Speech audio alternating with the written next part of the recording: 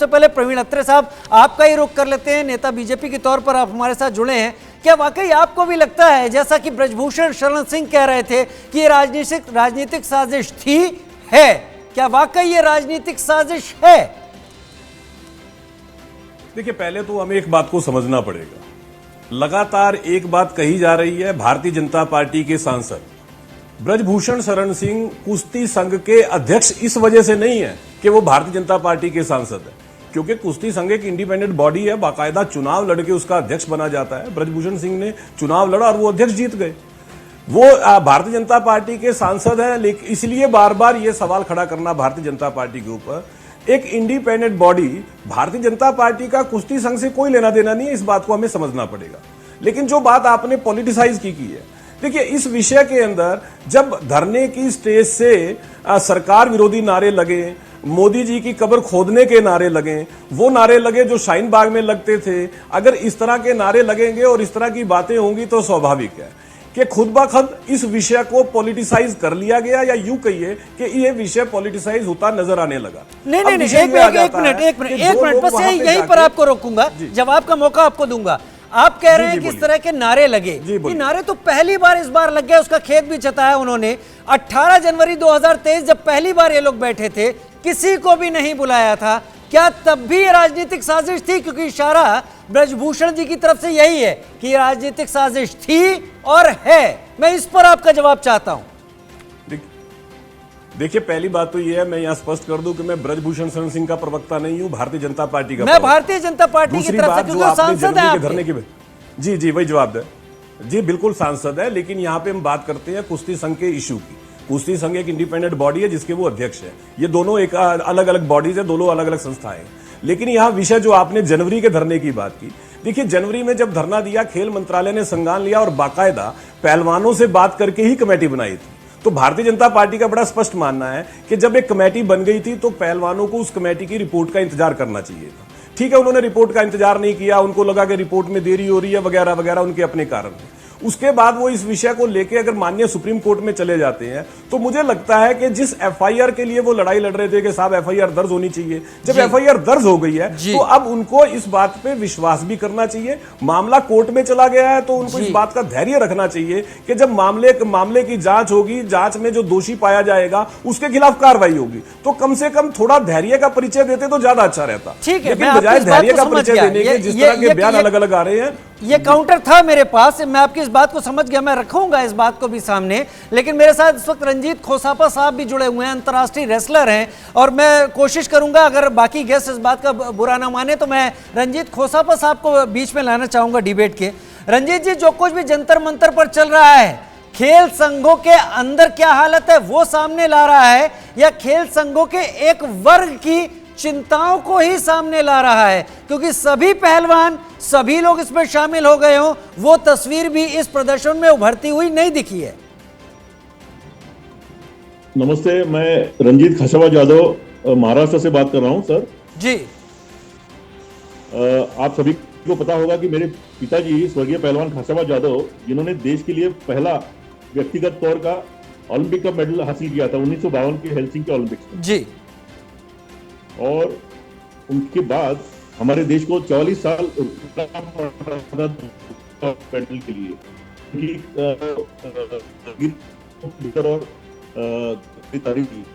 मैं उनका लड़का एक खिलाड़ी होने के नाते यहाँ पे ऐसा बयान करना चाहूंगा कि आज जो सवाल वहाँ पे जंतर मंतर पे उठ रहे हैं, जनवरी में उठे थे, अभी पिछले 5-7 दिनों से उठ रहे हैं, तो मैं ऐसा मानूंगा कि हमारे जो आदरणीय प्रधानमंत्री थे, उन्होंने जब देश की बागडोर अपने हाथ में ली 10 साल पहले, तो देश की तरक्की दिन दुगनी रात चौगुनी चल रही है। लेकिन अभी इसमें जो इन्वॉल्व महिला खिलाड़ी है, पुरुष खिलाड़ी है, तो इनका जो आरोप है वो आरोप की जांच निष्पक्षपाती तौर पे होनी चाहिए, और जो कुछ उसमें सामने आता है वो दूध का दूध और पानी का पानी होना चाहिए, क्योंकि आने वाली जो खिलाड़ी होंगी, महिला खिलाड़ी होंगी, पुरुष खिलाड़ी होंगे, उनके मन में किसी भी तरीके का भय या डर नहीं होना चाहिए। डर नहीं उनको होना ये चाहिए, आश्वासन- उसके लिए सुरक्षा की बात भी दिल्ली पुलिस ने कही है, उसके लिए निष्पक्ष जांच की तैयारी भी हो गई है, एफआईआर भी इस वक्त दर्ज कर ली गई है और अब उस पर आगे किस तरीके से जांच चलती, क्योंकि अभी पहलवानों के बयान दर्ज किए जा रहे हैं। मेरे साथ इस वक्त बाकी लोग भी जुड़े हैं। रितु चौधरी प्रवक्ता कांग्रेस के तौर पर मेरे साथ जुड़ी हुई हैं। इसके बाद मैं रुक करूंगा कपीश भाई आपका भी, लेकिन रितु चौधरी, अभी आपने सुना प्रवीण अत्र साहब को, आप कितना इत्तेफाक रखती हैं इस पूरी बात पर, जहां पर एक तरफ ब्रजभूषण शरण सिंह कह रहे हैं कि राजनीतिक साजिश थी और अभी भी है, जो कुछ भी हो रहा है वो राजनीतिक रूप से प्रेरित है? देखिए, ये जो पहलवान बेटियां जो बैठी हैं धरने पर, ये आज नहीं बैठी हैं, ये जनवरी में भी बैठी थी जी। और उस वक्त जो है कोई भी पॉलिटिकल पार्टी जो है कोई पॉलिटिकल मंच वो नहीं बना था या कोई पॉलिटिकल पार्टी जो का समर्थन उन्होंने नहीं लिया था। लेकिन उस वक्त भी जो है सरकार का रवैया जो था वो बिल्कुल जो है ऐसा था कि ना उन्होंने इसके बारे में कोई संज्ञान लिया है, कमेटी का वादा करके और छोड़ दिया गया। उसके बाद अब फिर से बेटियां बैठी क्योंकि न्याय नहीं मिला था। और मुझे बहुत आश्चर्य है इस बात का कि मेरे भाजपा के प्रवक्ता, मेरे साथी जो हैं, वो इतनी बेबाकी से, और क्या मैं ये शब्द यूज नहीं करना चाहती, लेकिन इतनी बेशर्मी से वो ये बात बोल रहे हैं कि मैं ब्रजभूषण सिंह का प्रवक्ता नहीं हूं, मैं भाजपा का प्रवक्ता हूं। आप ब्रजभूषण सिंह के प्रवक्ता नहीं है तो क्यों नहीं ब्रजभूषण सिंह अब तक सलाखों के पीछे पहुंचा? पहली बात। दूसरी बात, अगर ब्रजभूषण सिंह जी का और भाजपा इससे अपने आप को अलग रख रही है तो ब्रजभूषण सिंह बार बार ये क्यों कहता है कि अगर मोदी जी मुझे बोल दें या अमित शाह जी मुझे बोल दें तो मैं फौरन इस्तीफा दे दूंगा? तो क्या अब तक जो है जो कुछ भी हो रहा था वो मोदी जी के और अमित शाह जी के इशारे पर हो रहा था? क्या बेटियों का शोषण जो हो रहा था वो मोदी जी के और अमित शाह के इशारे पर हो रहा था? कि जो इन्होंने इतनी बड़ी बात बोल दी कि अगर वो बोल दे तो मैं इस्तीफा दे दूंगा। क्या बेटियों का इल्जाम लगाना और पॉक्सो एक्ट का लग जाना, क्या ये काफी नहीं है उनके इस्तीफा देने के लिए? और क्यों नहीं इस चीज पर अभी तक भी संज्ञान लिया गया? अभी तक भी भाजपा ने उस सांसद की सदस्यता को क्यों नहीं रद्द किया और अपने आप को उसको जो है अपनी पार्टी से अलग क्यों नहीं किया? क्या वो इसमें कोई राजनीतिक फायदा देख रही है या फिर बेटी बचाओ का नारा केवल नारा ही बन के रह गया है और भाजपा का बेटियों से असल में कोई संवेदनशीलता या कोई उनकी आत्मीयता, कोई उनको सिंपैथी बेटियों से है नहीं, उनका संबंध केवल और केवल वोटों से है।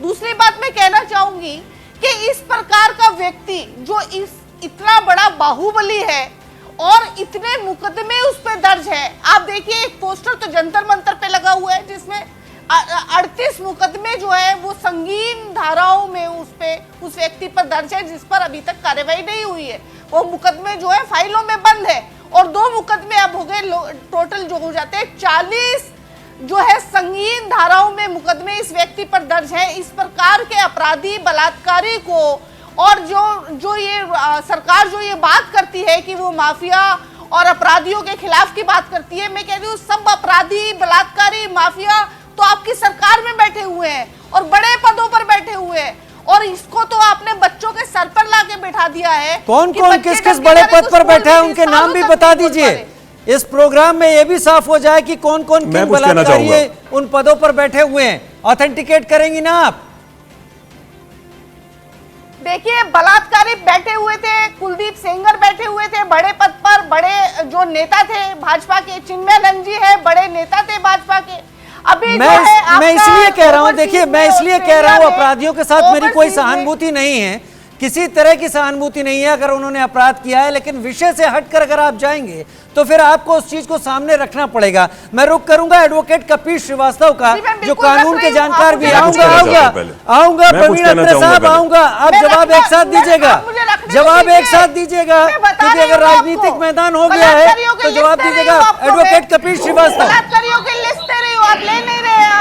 मैं एडवोकेट सबको बराबर समय दे रहा हूँ। देखिए रितु जी सबको बराबर समय। आप ये मत कीजिए, आपने मेरे से कोई सवाल पूछा, देखिए आपने अगर मुझसे कोई सवाल पूछा है तो उसका जवाब तो मुझे देने दीजिए। आपने मुझसे बलात्कारियों की लिस्ट नहीं, अगर आप ऐसा करेंगे तो मुझे लगा कहीं उचित नहीं होगा, नहीं क्योंकि नहीं आप किसी हम को फिर किसी और पर चर्चा करने लगेंगे। सवाल में जवाब का वक्त कितना मिला इस पर चर्चा होने लगेगी, वो विषय नहीं है।